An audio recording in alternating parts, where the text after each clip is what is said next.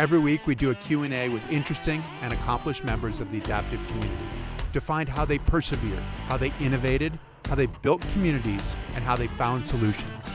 Welcome to the Nametags Chat Podcast.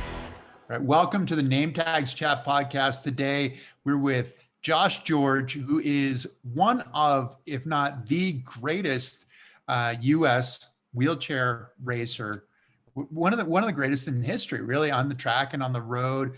4-time Paralympian, 5-time Paralympic medalist, 6-time world champion. He's won the Chicago Marathon. He's won the London Marathon. He's won a world championship marathon. And he is joining us today from Smoking Jay's BBQ, which is a barbecue that he owns with his brother in Poway, San Diego. So you're a little bit north and a little bit east of San Diego, a little bit. Yeah, inland? just about 20 minutes northeast of downtown San Diego. Awesome. And you are now in the barbecue business. Did you ever expect you were going to be in the barbecue business? How did that work? Yeah, no, it was a crazy. I never imagined that I'd be owning a restaurant. I never thought I'd be working in the culinary world. I am not exactly a cook, but my brother is a phenomenal cook, and he's a phenomenal business person. And he called me up about 4 years ago. I was living in Australia. My brother calls me up. He's like, "Hey, dude, I think I want to start my own food business. Can you spot me some money for a smoker?" And like, I didn't know that he knew how to barbecue. I didn't know he knew how to smoke, but I knew that he was great in the kitchen. I thought, what the hell? Sure, man. So I sent him, I gave him about $5,000, paid for the first smoker for Smoking Jay's.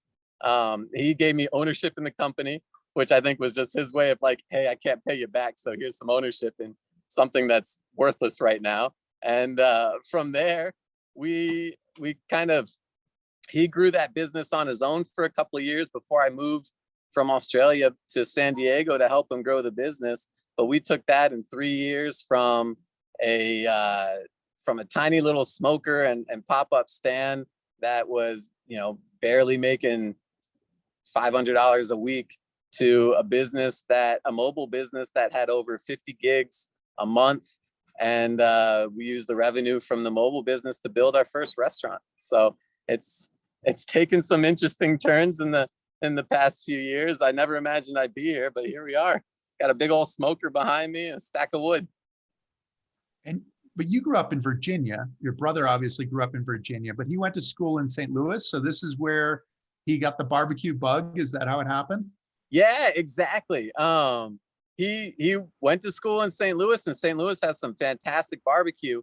And one of his best friends that he made at school loved barbecue as well. So the two of them would spend their weekends and their free time bouncing around St. Louis, from St. Louis to Nashville to Memphis to Kansas City, just eating at all the best barbecue places they could find.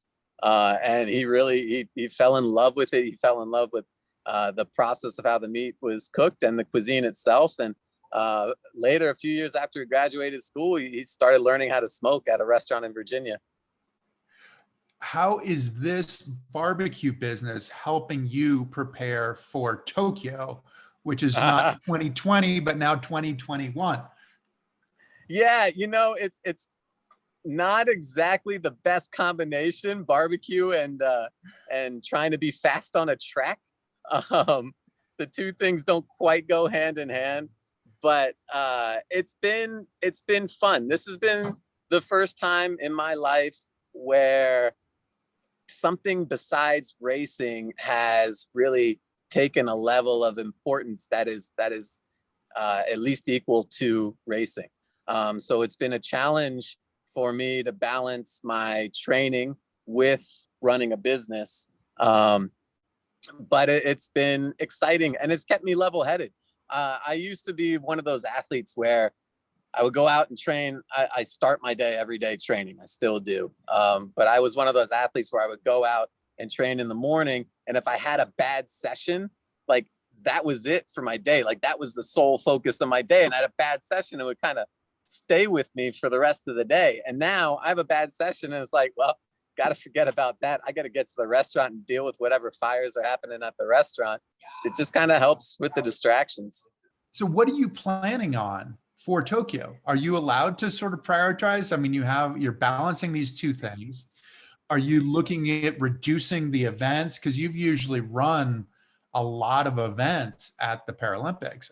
How are you preparing? Yeah, so we're doing a couple of things. On the racing side, I am reducing the events that I did. When I started out, when you and I first met and we were first at the games, I was running everything from 100 meters to a marathon. And that's just unrealistic right now. So I've dropped the sprint events. I'm really focusing on the 800, 1500, and 5K. Even the marathon, like I might throw my hat in the ring, but you know, it's the last race of the meet, of the competition. So I'm not really training for it per se. I might still jump in there and see how it goes, but my focus will really be on the 800 as the main event, and then the 1500 and the 5K as well. And then with the business, my brother keeps getting on me every day. He's like, dude, you gotta hire more people. I manage the front of house. He's like, man, you gotta hire more people from the front of house. We could take care of this when you're gone. But we've already started. Actually, this week was the first week where I started pulling myself back from some of the day-to-day operations in the restaurant and keep it so most of the stuff I'm doing is like our big pictures type stuff, our marketing type stuff I could do from home, to try to begin getting a little bit more recovery time from my workouts and in preparation for competitions to begin. Like next month, I'm going to Switzerland for 2 weeks, and it'll be the first time since the restaurant opened that I've been away for that period of time. So that'll be something different for the restaurant and for me. I haven't raced in over a year, maybe a year and a half. It's insane how long it's been. What do you anticipate that will be like when you get on the track with other people who might well have been running with, you know, even training? Like you're missing out on what you had at the University of Illinois, where training was a lot like a race. You had a lot of the best guys in the world. And now I'm assuming you're on your own. Yeah. I'm not going to lie. I'm a little bit nervous. Like I trained with a group for most of my career. And when you're training with a group, you have some level of confidence going into a race, because it's always a little bit easier to judge how other people are compared to the rest of the world than how you are compared to the rest of the world. But if I'm training with those guys, I'm like, all right, cool. This guy that I'm beating in training, he's probably ranked at this level in the world, and I'm beating him, so I'm at least this good. And now I'm coming in completely blind. I haven't pushed with another wheelchair racer in over a year. I haven't been on the track with another wheelchair racer, so I am a little nervous, but I'm also excited. Like I'm kind of hoping it's like that riding a bicycle feeling where I get back in there and it just feels natural again. You've done a lot of it, so there is a really good chance that it can be natural. I would imagine that the hardest part is just relaxing, is not getting all jumpy and using all your energy in a totally wasteful kind of way, right? That's going to be, I think, the biggest challenge, to sort of settle in and go, yeah, I'm cool. This is good. And now I can go to my strategy. Right. Exactly. It'll be staying calm on the track and using that energy. And I also I actually anticipate with this trip, I'm going to have maybe a little bit of excess energy because I won't be working at the same time. It'll be the first time where I can kind of do my thing in preparation and sleep and take naps and get to bed early and not have to worry about, 19, 20 other people that are relying on me for work. And so that will be, hopefully that'll give me some extra energy that I could then put forth on the track, but we'll see. It'll be interesting. What's the qualifying process for Tokyo? Do you have to run times in Switzerland to be able to qualify for trials, which are in June? I mean, this is compressed, like it's all happening right now, isn't it? Yeah, it is. And it's a little bit ridiculous. Like I see, you look on social media and a lot of other countries are already doing their trials now, and giving themselves a little bit more time. And I don't know which one's better, because we're going from a year of not racing. At least I'll have a few races under my belt before trials. but that's exactly the process. So we have our time standards that are out, that this year, in all honesty, are insanely fast times that we have to hit. So I'm going to do my best to touch those Can you times. describe what that means? The time standards, what does that mean? So time standards. So there are different levels of there are different times that athletes have to hit to qualify to do certain things. So the International Paralympic Committee, they have a time set for every single event and every single classification in that event, that basically they're saying, if you do not run a race where you hit at least this time, you're not allowed to race in the Paralympic Games. It's a minimum standard that you have to hit to race in the Paralympics.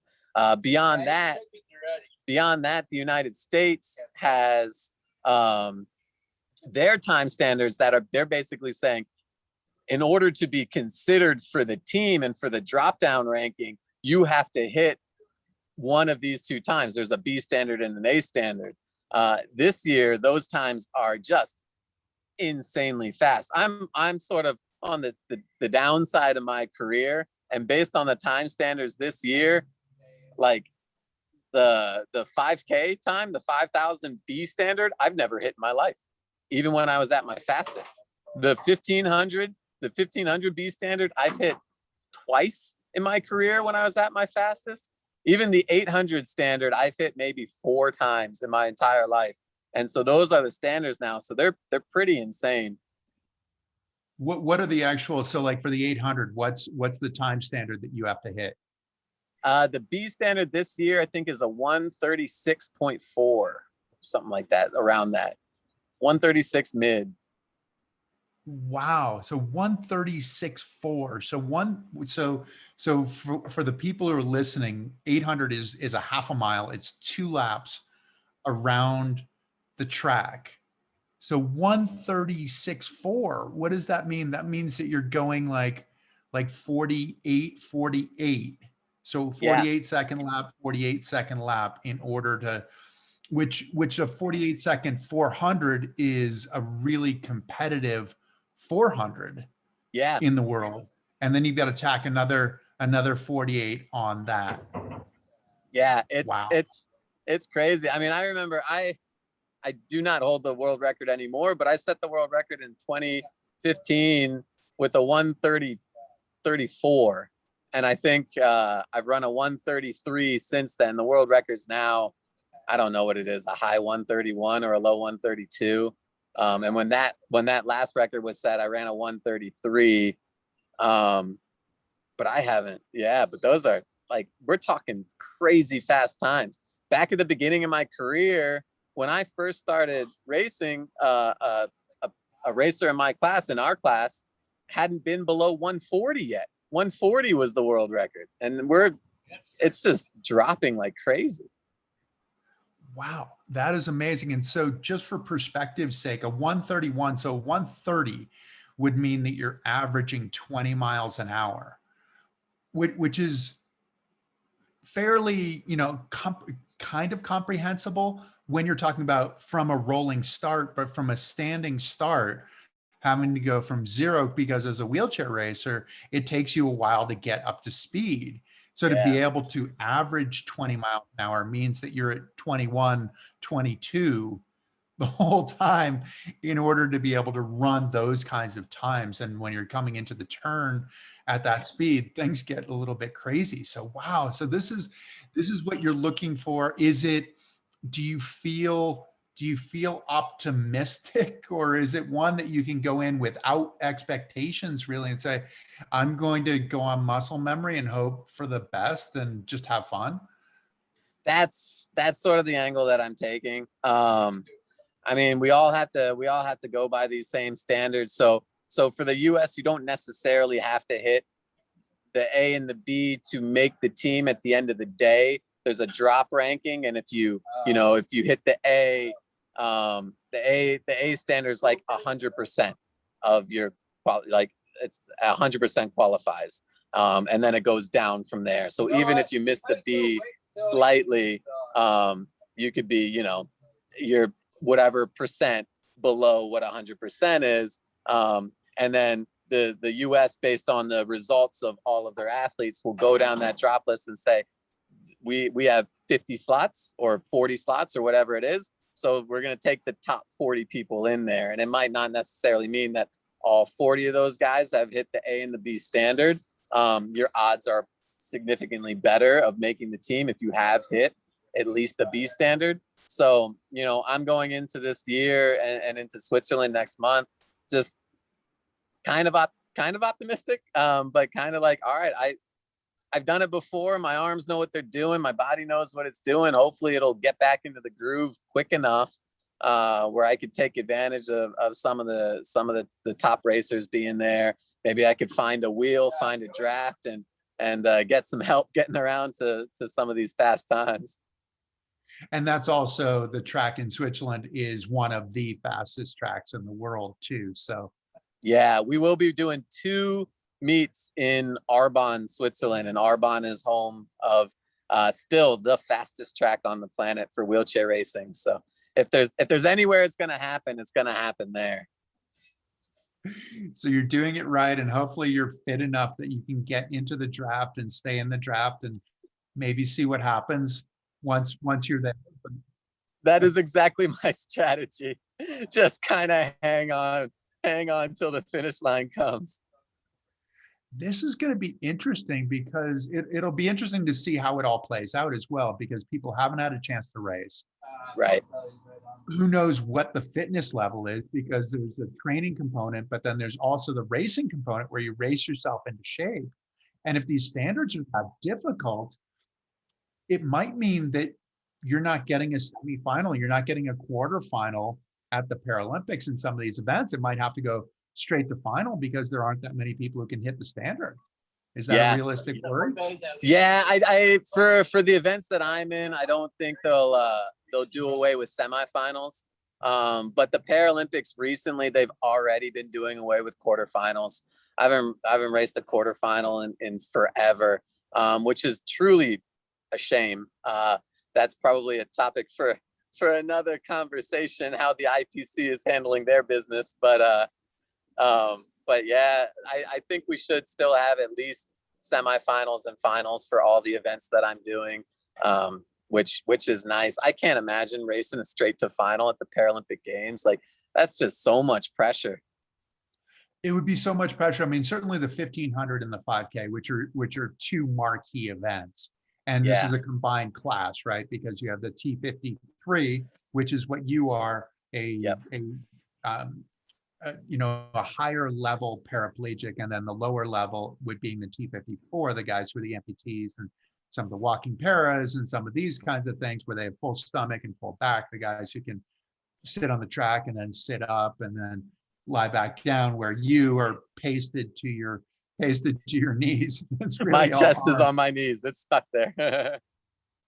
That's exactly it. But you've been so successful in being a T53 who can compete. I mean, I watched earlier today the 2015 London Marathon, where you outsprinted David Weir. And for those of us who were in London in 2012, I mean, David Weir was invincible in London 2012. I mean, at 400 meters, he decided he wanted to go. And it really didn't matter what anybody else decided, because he was going to be the first one to the line. But you outsprinted him in the final bit in London. Has that always been a goal for you, to be able to compete with the fastest wheelchair racers? Yeah. From the very beginning. And it actually was that right there was the crux of how I became a professional wheelchair racer, why I was in wheelchair racing to begin with. Like, I went when I was younger, basketball was always my top sport. Even through college, like I went to the University of Illinois on a basketball scholarship. Like, I knew they had a wheelchair racing team, and I was excited that I would get to race as well, but I was there to play basketball. And I made the national team, the men's national team, in 2005. Just a year after my first Paralympic teams, I made the team in basketball, and I thought, all right, cool. Like, racing was fun. I raced in Athens, and maybe I'll be a basketball player. But really, what pushed me back into racing was that desire to be one of the best guys and be able to compete to be the best in the sport. And I knew in basketball, based on my disability level and the nature of the sport, someone that has as high an injury level as me, no matter how hard I trained, how skilled I was, how good I was, how fast I was never going to be a better basketball player than, say, Pat Anderson from Canada, who's a double amputee, probably one of the best, if not the best, wheelchair basketball player to ever live. Like, he's a phenomenal basketball player, but he's got more skill than me for sure. But even if all things were equal, his just what he's able to do functionally it's impossible for me to do. But then I looked at wheelchair racing, and I looked at one of my early heroes in the sport, and Heinz Fry, and I saw this Swiss racer, and Heinz's injury level is even a couple vertebrae higher than my own, and he had the world record in the marathon, and he was beating amputees and beating these guys with way more function than him. And I saw, oh shoot, like, wheelchair racing is a sport where if I really throw everything I have into it, I could compete to be the best. And that was always a goal. Always a goal. And when that day in London was like that was the pinnacle of the sport for me, because that was years and years and years of hard work and of, oftentimes being the only one in my head or in my circle, like really thinking like, yeah, I could beat these guys. Like, and it seemed unrealistic because the function level of some of those racers is so much more than what I have. And I just I kept, even sometimes I would admit it, I was trying to fool myself into believing this thing that may not have been possible. And at least a couple times in my career, I've been able to win some big marathons against some top racers. I won Chicago in a sprint finish with Ernst Van Dyke and Kurt Fernley. I won the London Marathon in a sprint finish with David Weir. And like, those are the times in my career that I really hold as the pinnacles of my career, because I was able to be on that day at that time, I was able to be the best. It never seemed to last for long. There was always the next race, but at that point in time and that day, I was able to be the best. Right. And that's really all you can hope for. I mean, that's the hard part as an athlete. It's not, you're not going to go race after race after race and be undefeated. But at some point you're going to, if you can win and beat those guys and say, I did beat those guys. There are certain elements. What did you have to do in order to be successful against those guys? What did you have to figure out as far as a strategy to minimize their strengths and maximize yours? I had to look at what my strengths were, what I was capable of doing. So for the marathon, like, I knew my injury level and my function level, it affected my top speed compared to the rest of the world, but it did not affect my endurance compared to the rest of the world. So if I could train my body in such a way where I had the endurance to push different parts of the race and keep the pace high and challenge on all of the hills every single time, I might be able to get to a point where at the end of the race, the guys I'm racing are tired enough where all of a sudden their top speed is down to my level. And that would give me the opportunity to win. And that's like that race in London against David. That is exactly what I did. I was the 26 miles prior to that last sprint, I was throwing in as many surges as I possibly could. Anytime I saw the pack kind of getting comfortable and settling in and people trying to rest, I threw a surge in and I picked the pace up and I made people work and I made them chase me, so that by the time we got to the end, I was just hoping that they would be tired and that I would take a little bit out of Dave's final kick. And I was able to take just enough out of his final kick to make it work. But that's the key. If we had raced a 400-meter race, that day, oh, Dave would have beaten me 10 times out of 10. But it's a marathon, not a 400. So there's some things you can do. Was he surprised when you took it out of him in that last sprint? I think so. Yeah, for sure. Earlier in that race, I think in the first half of that race, Marcel Hoog, who was I think it was at the start of the race, any expert would have told you it's between David Weir and Marcel Hoog for the win. And Marcel flatted his front tire in the first half of the race, and the whole pack saw him pull off to the side and fall back. And he didn't even end up finishing that race. And I think from that point on, I think Dave kind of got comfortable, and he looked at the pack around him, and he didn't, I don't think he was expecting anyone in that pack that was left to be able to challenge him at the end. So I had a little bit of the element of surprise on him. Which is one of those things that you hope for, right? Don't take me seriously and you'll give me a huge advantage. Right. Yeah, exactly. And it worked. I really think, when he saw me pulling up next to him, I probably got a half a stroke advantage on him just because of that surprise level at the end. Of like, what's this guy doing here? This isn't. Yeah. Who is this dude? What's he doing? Exactly. Go get back behind me. So what's wheelchair racing is weird, right? I mean, you were talking about that you used to race 100 meters through the marathon. That doesn't happen in running. I remember at one point, one event, I sat next to Carl Lewis, and this is well after he had retired. And I said, well, what do you do now? And he looked at me, he said, you know what? I don't go for a run. He said, I'm a sprinter. I'm not a runner. I'm not going out for a jog. But as a wheelchair racer, you can be successful from 100 meters up through the marathon. What do you value one more than another? Do you look at it because it's also on the road is where you can make a living too. Right.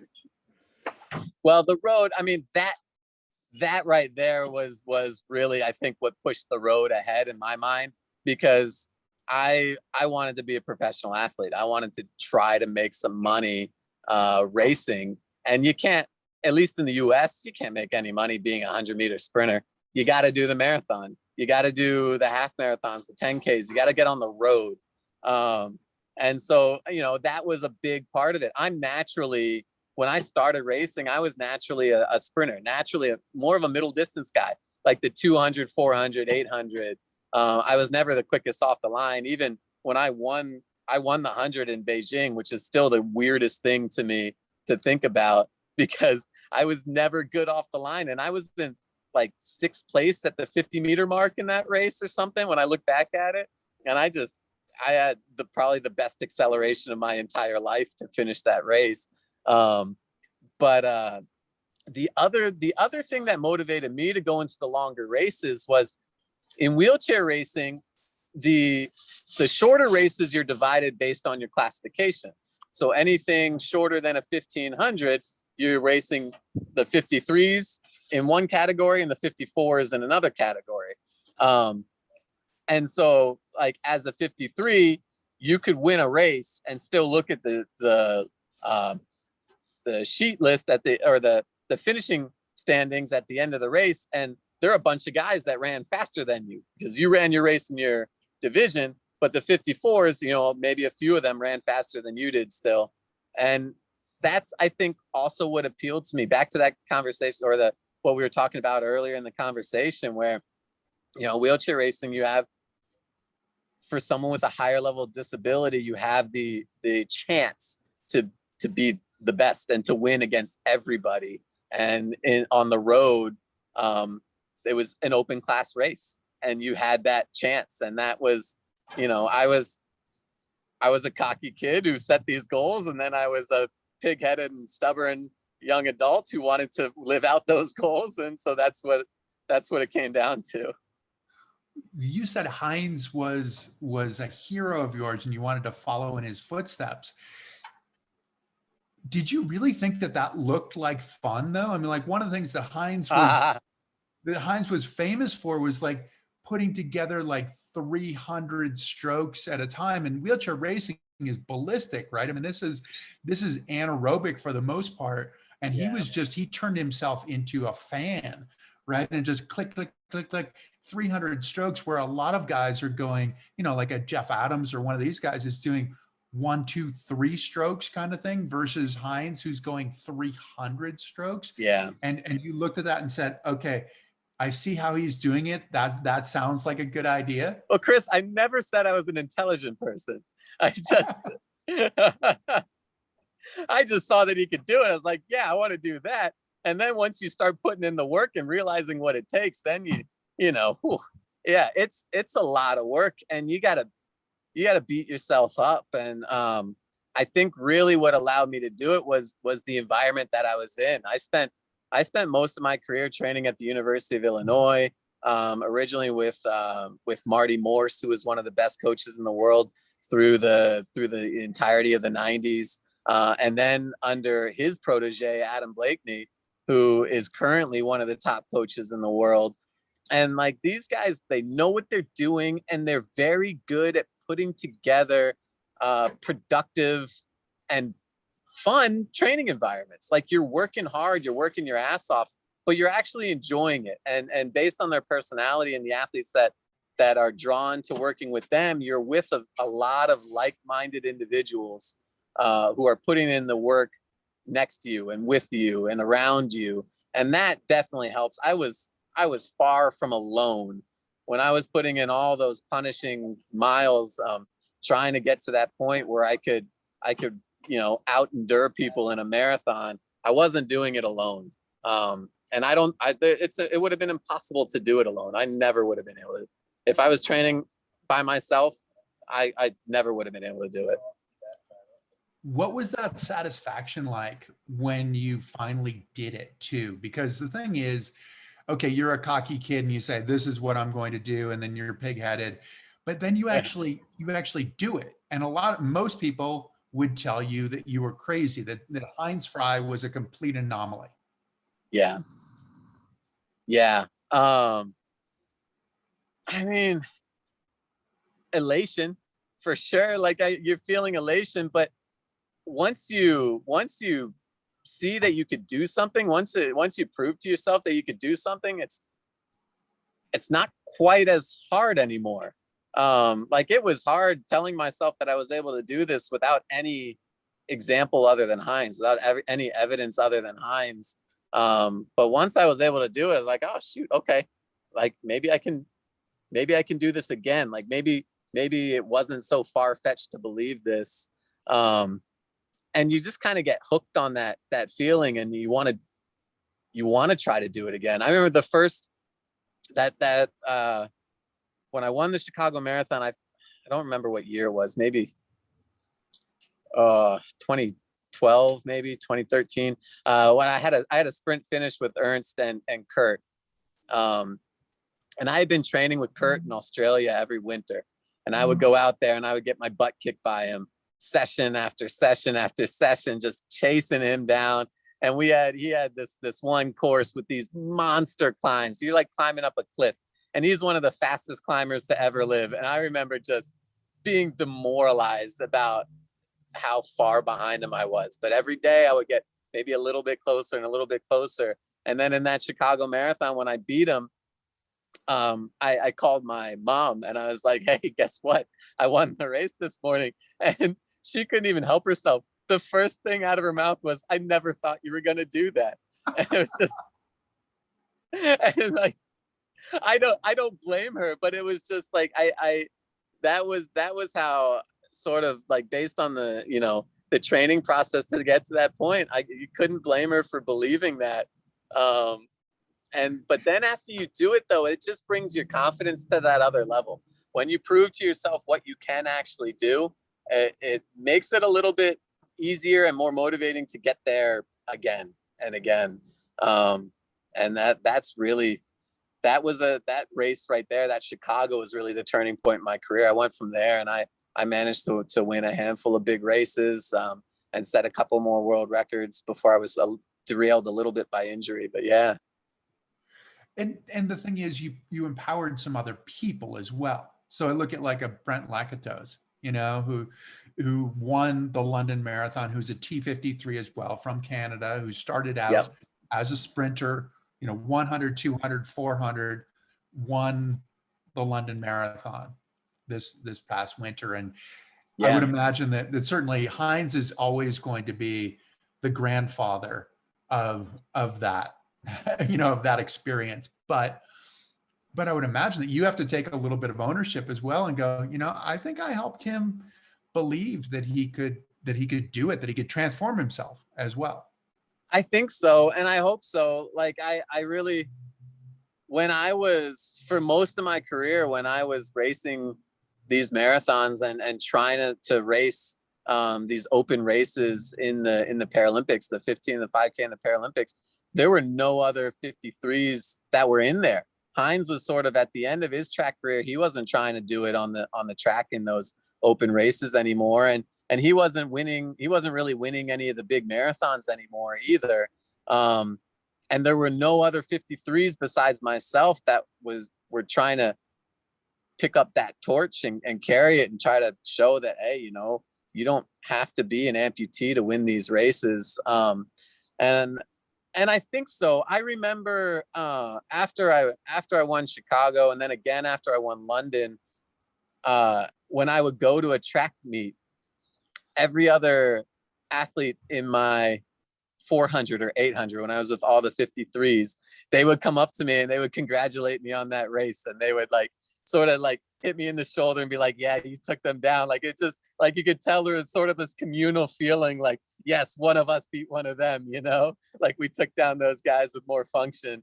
And you could kind of feel that energy off of them. And I remember Pierre Fairbank, who I believe you raced against Pierre as well, but a wonderful French racer. He's spent most of his career training in New Caledonia, but an amazing racer in his own right. He started doing marathons towards the end of his career, and he ended up in one sprint finish. I think he ended up finishing 4th or 5th in that race, and it was his best finish. But he came up to me after that race, and he was like, you know what I was thinking at the end of that race? I was thinking, oh, Josh George, he could do it. I could do it too.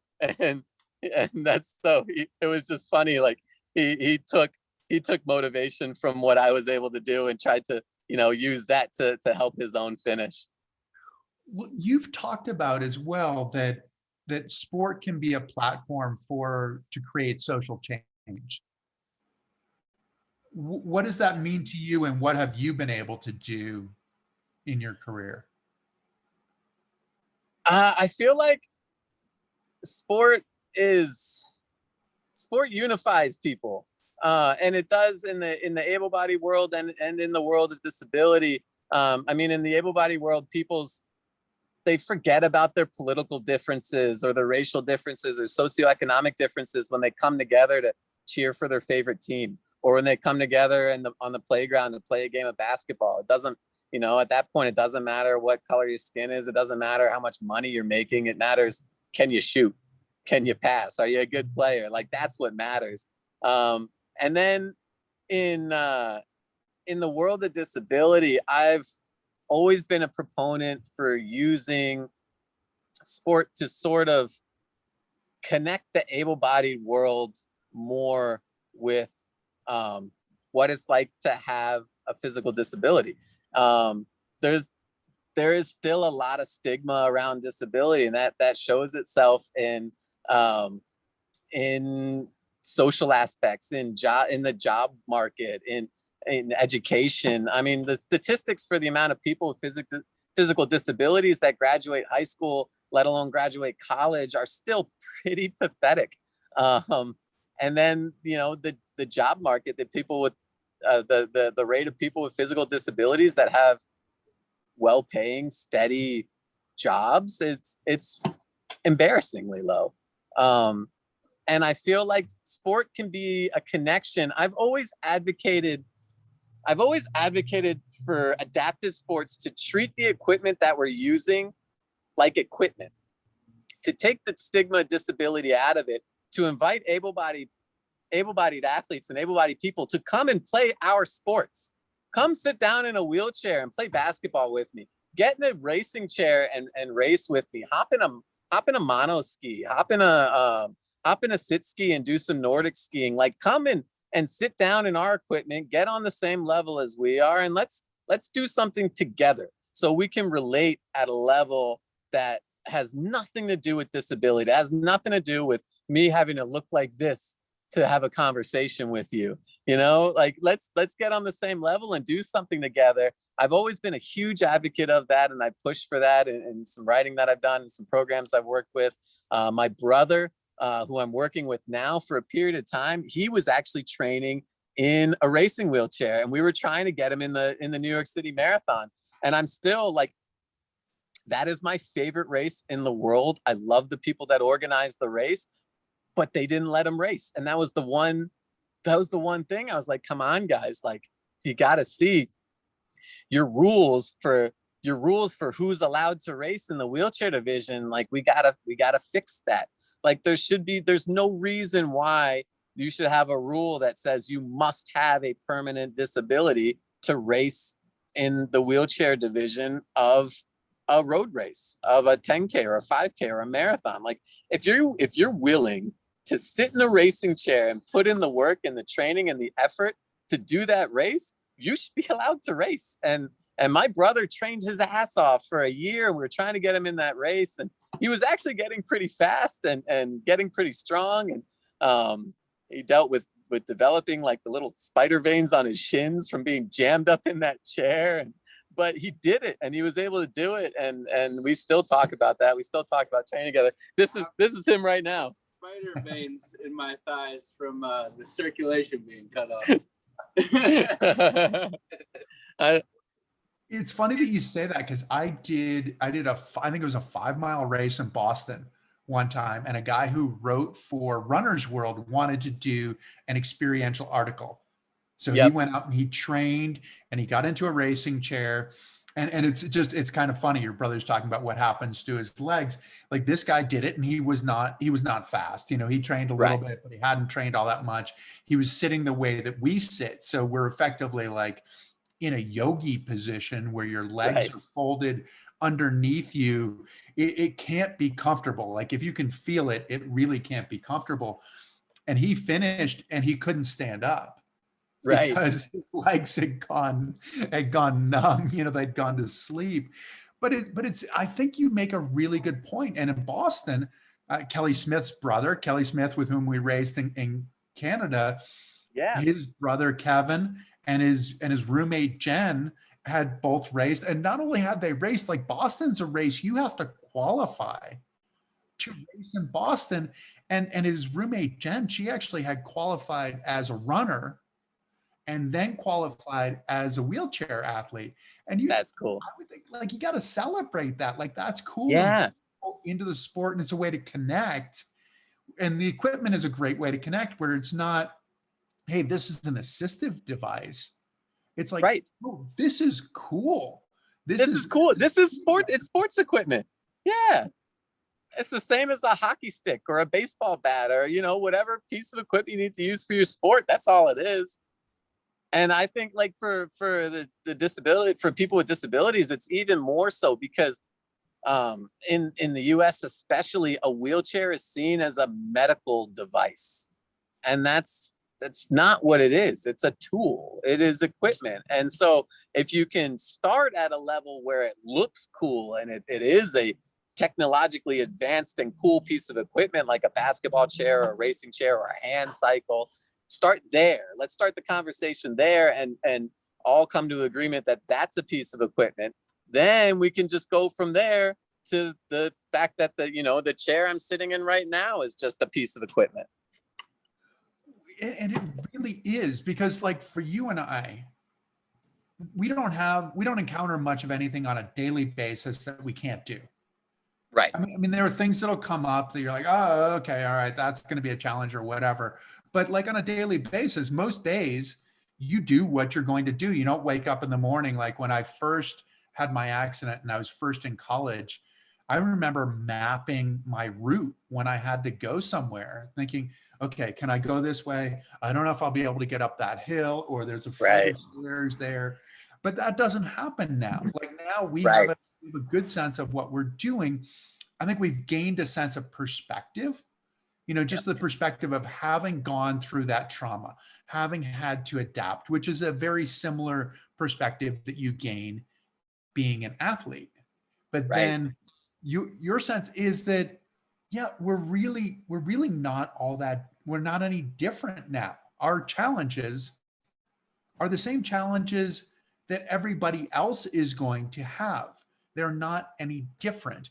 And how do we demonstrate that? How do we affect that change?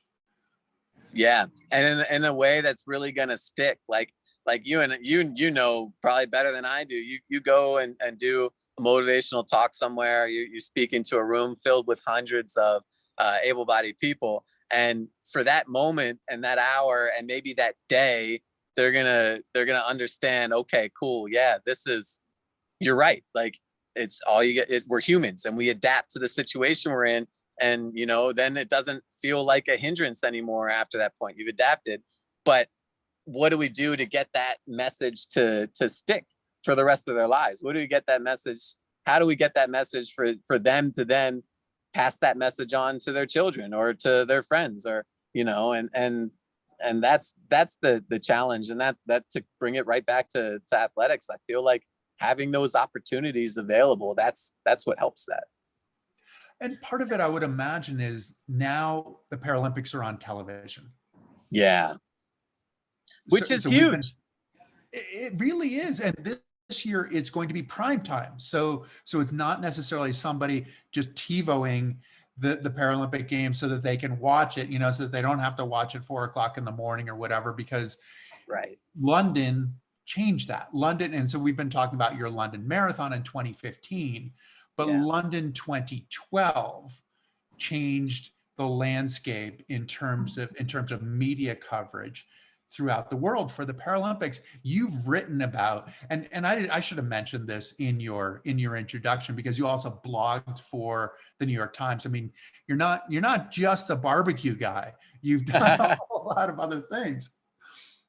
What did London 2012 mean in terms of the Paralympic movement, but also in terms of the movement for people with disabilities, which is a group of which we are a part?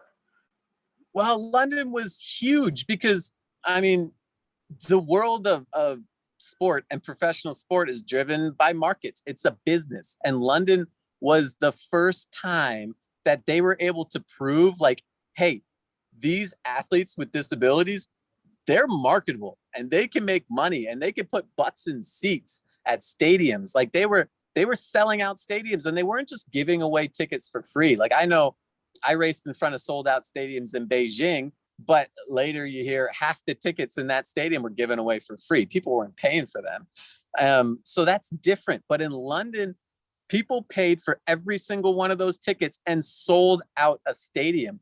Their TV coverage was amazing to the extent that they had advertisers come in late, like begging, offering to pay up above market value to get ad space during the Paralympic Games because it was so popular. And that's the thing that I think really blew the top off of everything, was finally the world saw, like, look, these sports are entertaining, and they're entertaining to the extent that people will pay money to see them being put on, to see them being competed in.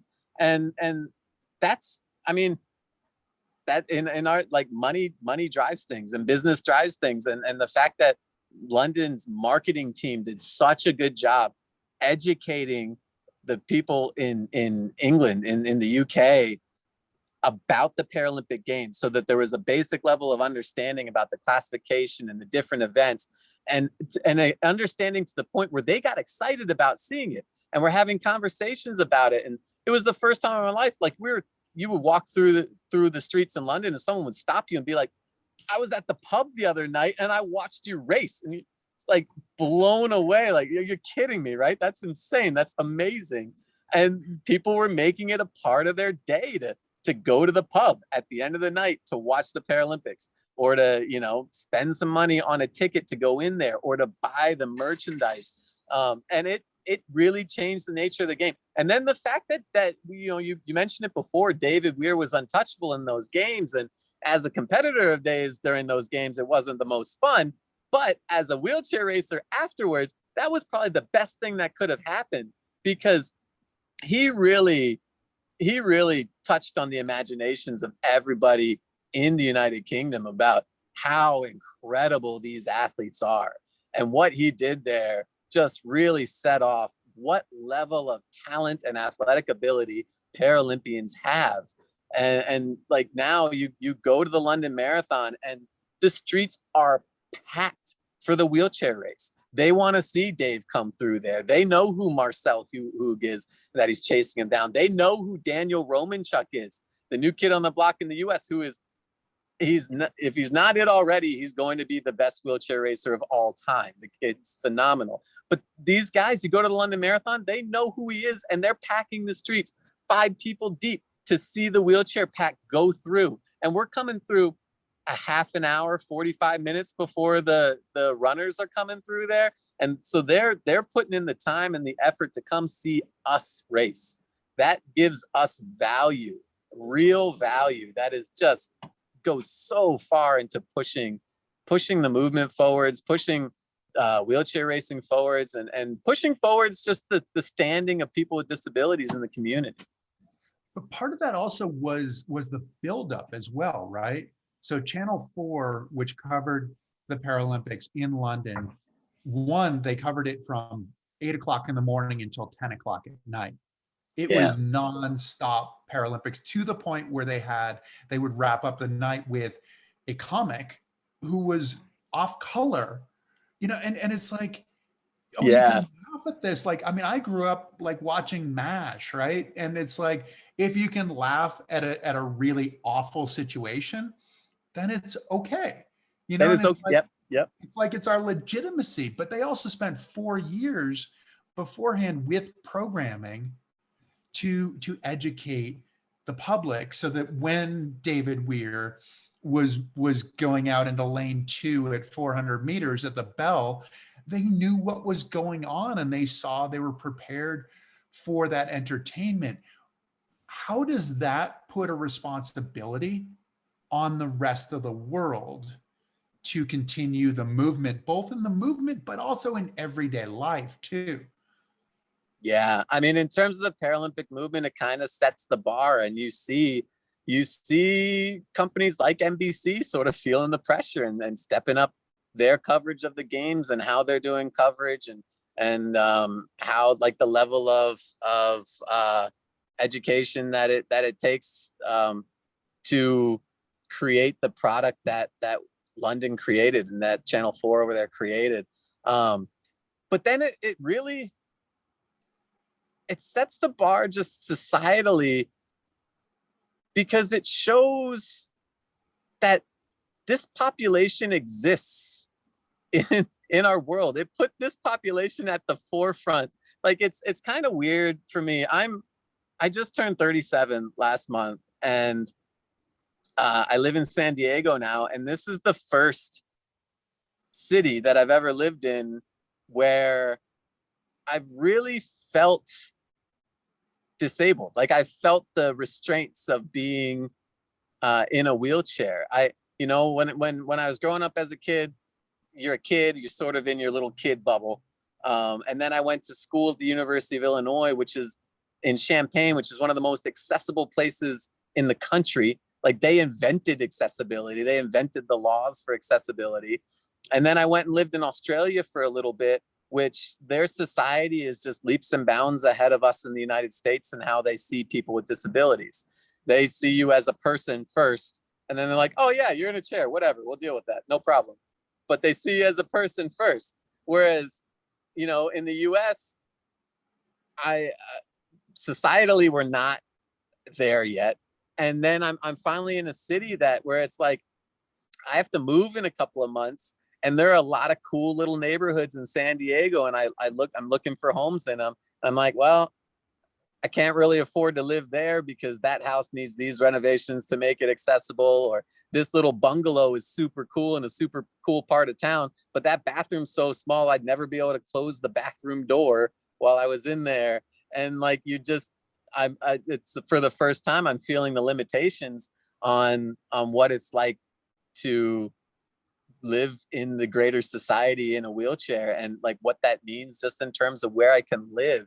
And that's, it's just a side effect of the fact that when still as a society, when we're developing things and building things, and yes, we have the ADA law, but nobody actually thinks about functionally what it means to have to navigate spaces. They just think, okay, cool, this hallway is 36 inches wide, I meet the code, or whatever. The doorway is 36 inches wide, I meet the code. Big deal, let's do it. They don't think about functionally, what does it mean to use a door? You know, like that's one of the things that I really got into over the past 6-7 years is the idea of universal design. The idea of spaces and equipment and stuff being built for everybody. And one of the greatest examples of universal design is an automatic door, like those automatic sliding doors. You think they put them in because it's energy efficient or whatever for a business that keeps the door closed when it's not being used, but it helps everybody, from people with physical disabilities, be able to get in without struggling with a heavy door or a door that you have to pull one way or another. It helps parents with young children who might be pulling a toddler along next to them or pushing a stroller. It helps people with shopping carts. Like, it helps the elderly. You don't think of the sliding door as being that amazing of a thing for everyone that has to use it. Yet that's what it makes life easier for everyone. And that's really one of the ideas that I've been getting into. Like, there's a way to design spaces and products so that they are beneficial for everyone that picks it up to use it. It takes a little bit more thought to be able to approach it from a universal design, but it does make sense. I mean, it's not like, oh, we'll just tack a ramp on here. Right. And I would imagine, being a restaurant owner now, I am guessing that you are probably one of the few restaurants that has an accessible bathroom that doesn't have chairs stacked in the accessible bathroom. Yeah, we don't have chairs stacked in there. I'm getting on my guys every day because it's a shared bathroom, and there's a walkway between the back door of our restaurant and the bathroom. And I get on our cooks all the time. Like, you have to keep this walkway clear. Like, you can't fill it halfway. You can't fill it a quarter way. It has to be 100% clear so people can get through and get to the bathroom. And it's just, yeah, it's one of those things. And really, like, as a business owner now, you start to realize how valuable universal design is as well, because it opens up your customer base. Like, if you're selling a product, you want to make that product as easy to use and as easy to get as possible. And that's what universal design does. Are you getting involved in like the Rotary or some of these other organizations where you're meeting with some other business owners? Because one, you're telling your guys, you're telling your chef, but then are you working with other business owners to say, hey, look, this is something you should consider? I feel bad that I'm not yet, and I need to be. I really, it has been, when I moved to San Diego, it was my goal to become more involved in the community. And then coming off of the year we just had, sort of set me back a little bit. And now I'm really trying to juggle my time between the restaurant and just making the team for Tokyo. But that, you are 100% on point. Like, that is exactly what I need to be doing and should be doing. And I have no excuse not to do that. Come, Tokyo ending, I need to become part of the community and make sure that, we can keep pushing these changes forwards in small ways. Well, it is. And you're in a unique position, right? Having been successful as an athlete, but also being a business owner, which you jump the line in a lot of ways, being a business owner, right? You're not going to an office applying for a job and wondering, what's the person on the other side of the desk thinking about me? Because as a business owner, you go, well, I don't really care. I don't have to worry about it. It's not my problem. Yep. but that's, for those of us, I mean, you're talking about like social change and how sport can be a platform for social change. It comes with a responsibility as Yeah. well. And so I think you do have your hands entirely too full at the moment. But it'll be interesting. I will be interested to see what you choose to do, because it is, it's sort of like there's this portion of your life where you're an athlete. Yep. And there's the rest of your life, and then there are the rest of the people. I mean, like 1 billion people in the world. And how do you take that next step? What do you envision your voice being when you finish after Tokyo? I really hope I can continue doing what we're talking about. I really like, we briefly talked about it earlier, but it is sad how few gainfully employed people with disabilities there are. And as I feel like that's, sports are one thing. Sports, like, you need the opportunity, but you need the skill and the talent, and sports are not fair. You need some genetic help to be able to compete at a high level. But business is just about problem solving. We could all solve problems and think and create. And I really want to, I would like to be able to use my platform and sort of whatever influence I may have or develop to help other people in communities like those with disabilities learn how to create and learn how to navigate a world, and convince an able-bodied population that, hey man, I could do this just as well as you. It might look a little different, but I could do it just as well as you. I want little kids to know that they could go out and, dream about becoming rich, dream about having a great job, or starting your own company, or being an entrepreneur, or whatever the case may be. Just because you have a disability shouldn't stop you from being able to do that. Yet, too often that is the case now. But that's what we're pushing for. It's that change. Well, I think it sounds great. And it's an interesting step too, right? As you leave the Paralympics, which is the, the adaptive version, the disabled version of the Olympics, to going into the rest of the world. And not that you haven't been in the rest of the world, but it's back and forth, right? And in some ways you're defined in this closed society. And then you move out, and then it's a matter of defining yourself on the grander scale. So that to me is going to be really interesting to see what you do next. And that's the next challenge.